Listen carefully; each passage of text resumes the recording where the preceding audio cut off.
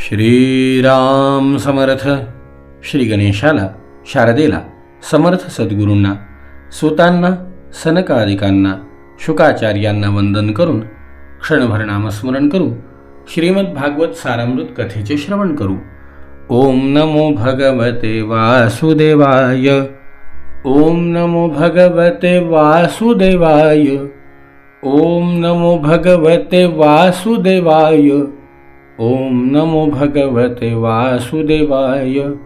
ओम नमो भगवते वासुदेवाय. गोपाल कृष्ण भगवान की जय. सच्चिदानंद रूपाय विश्वोत्पत्त्यादि हेतवे तापत्रय विनाशाय श्रीकृष्णाय वयं नमः. श्रोते हो नमस्कार. शुकाचार्य म्हणतात, राजा, भगवंतावरती असीम प्रेम करणाऱ्या विप्रपत्नींनी भगवंताला जेवण देण्यासाठी म्हणून आपल्या घरच्यांना विरोध करून ते अन्न भगवंताला आणून समर्पण केलं. भगवंताचं दर्शन झालं.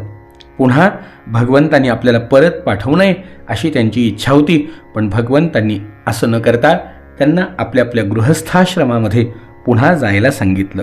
जेव्हा इकडे ब्राह्मणांना कळालं की श्रीकृष्ण तर स्वतः भगवान आहेत, तेव्हा त्यांना अतिशय पश्चात्ताप झाला.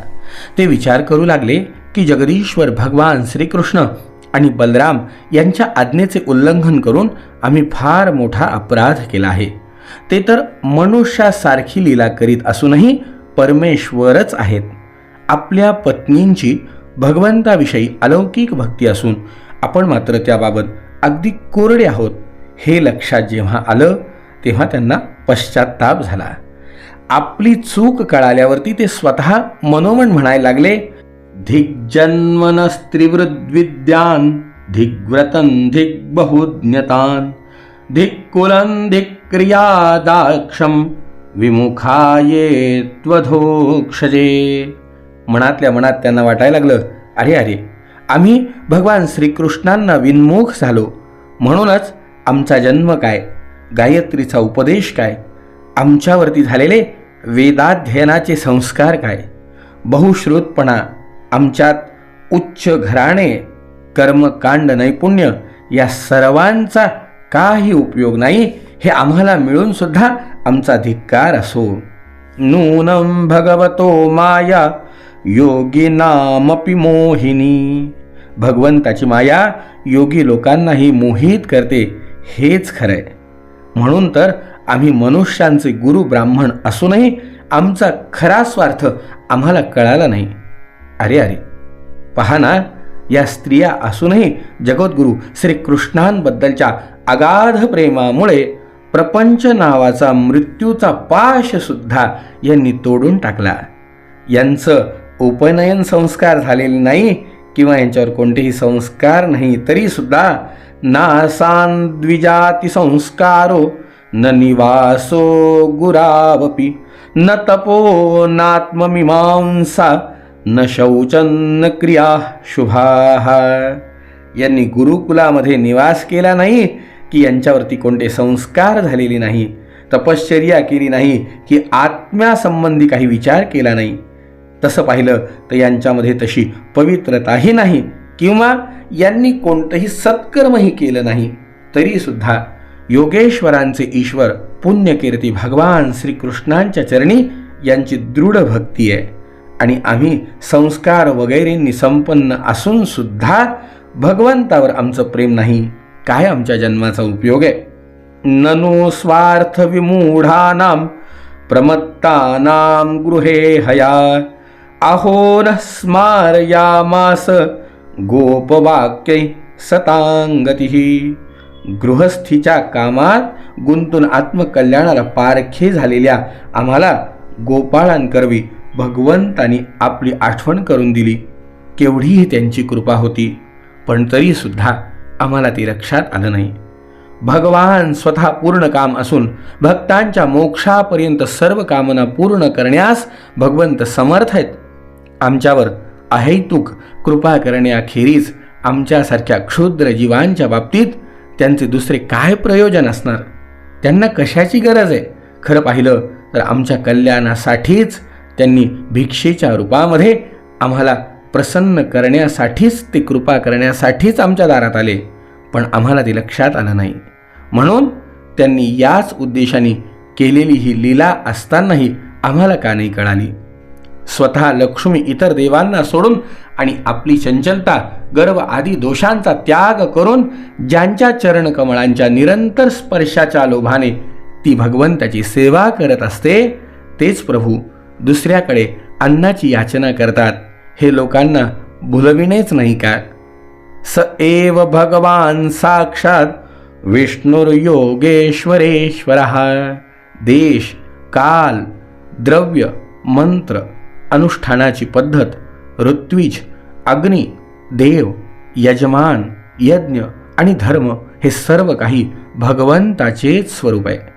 तेच योगेश्वरांचे सुद्धा ईश्वर साक्षात भगवान विष्णू स्वतः श्रीकृष्णांच्या रूपाने यदुवंशामध्ये अवतीर्ण झाले आहेत. ही गोष्ट आम्ही ऐकली होती, पण आम्ही मूर्खांनी मात्र त्यांना ओळखलं नाही. अहो वयं धन्यतमा एशान्नस्त्यादृशे स्त्रियः भक्त्या यांसा मतिर्जाता अस्माकं निश्चला हरौ. आमचे भाग्य खरेच थोर, म्हणून आम्हाला अशा पत्न्या मिळाल्या, आम्हाला अशा बायका मिळाल्या की त्यांच्या भक्तीमुळे भगवान श्रीकृष्णांविषयी आमची ही भक्ती आता निश्चल झाली आहे. नमस्तुभ्यं भगवते कृष्णाया कुंठमेधसे. नित्य ज्ञान संपन्न भगवान श्रीकृष्ण, आपल्याला नमस्कार असो. आपल्याच मायेने आमची बुद्धी मोहित होऊन आम्ही कर्मांच्या व्यापामध्ये भटकत आहोत. भगवान, आमच्या या अपराधाची क्षमा करा, कारण आमची बुद्धी आपल्या मायेने मोहित झाल्यामुळे आपला प्रभाव जाणू शकली नाही. श्रीकृष्णांचा तिरस्कार केल्यामुळे आपला अपराध आठवून त्यांना श्रीकृष्ण बलरामांच्या दर्शनाची इच्छा उत्पन्न झाली. राजा, त्यांना वाटायला लागलं की आता जाऊन आपण भगवंताचं दर्शन घेतलं पाहिजे, पण कंसाच्या भीतीने त्यांच्या दर्शनाला ते जाऊ शकले नाही. मंडळी, आपल्या जीवनामध्ये सुद्धा काय सूचित करतं हे चरित्र, काय सूचित करतं? आपण बाकी सगळे कर्म करत असू, पण भगवंताविषयी करत असलेले सगळे कर्म भगवत प्राप्तीपर्यंत नेतील की नाही यात शंका आहे. का?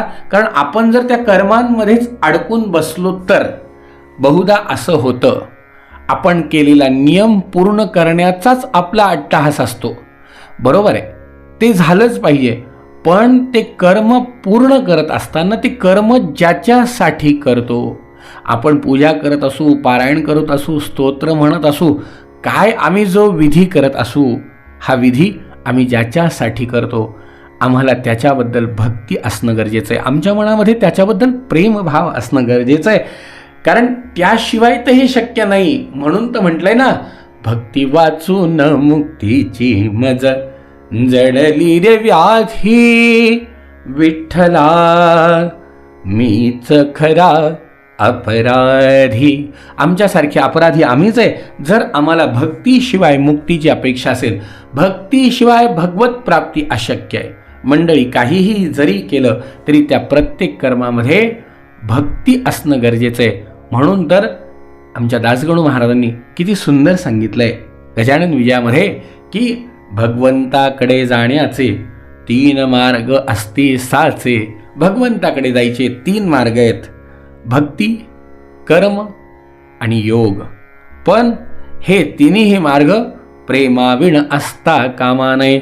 त्याच्यामध्ये जर प्रेम नसेल, कर्म आहे पण प्रेम नाही, योग आहे पण प्रेम नाही, भक्तीसाठी कर्म करतोय पण प्रेम नाही, मग उपयोग नाही. म्हणून तर ते म्हणले, जे जे कर्म प्रेमाविण ते ते अवघे आहे क्षीण.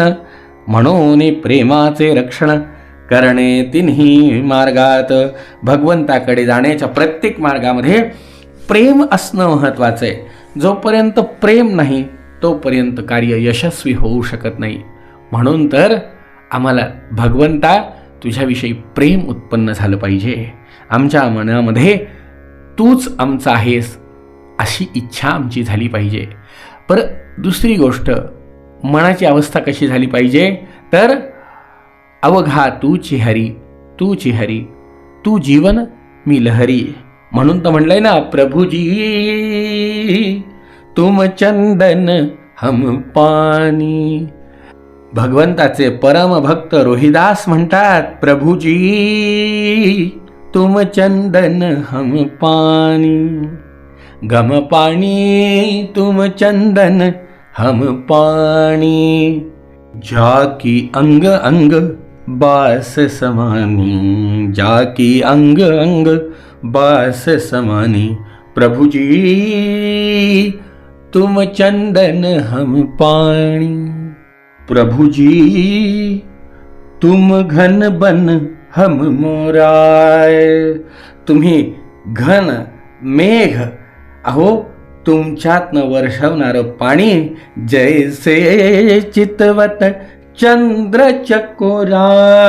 आम्ही चकोर चातक आपण पाणी वरसवावं आणि त्या पाण्यात आम्ही चिंब भिजून जावं. प्रभुजी तुम मोती हम धागा, जैसे सोने ही मिलत सुहागा. प्रभुजी तुम चंदन हम पानी. प्रभुजी तुम दीपक हम बाती. तुम्ही दिवे आम्ही वाती, जाकी ज्योती बरे दिन राती.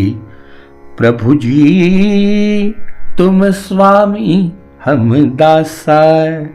ऐसी भक्ति करे रैदासा.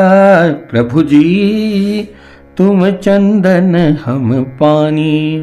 तुमच्याशिवाय आमचं जीवन वेगळं असूच शकत नाही. आपण जिथे असाल तिथे आम्ही, आपण जिथे असाल तिथे आम्ही.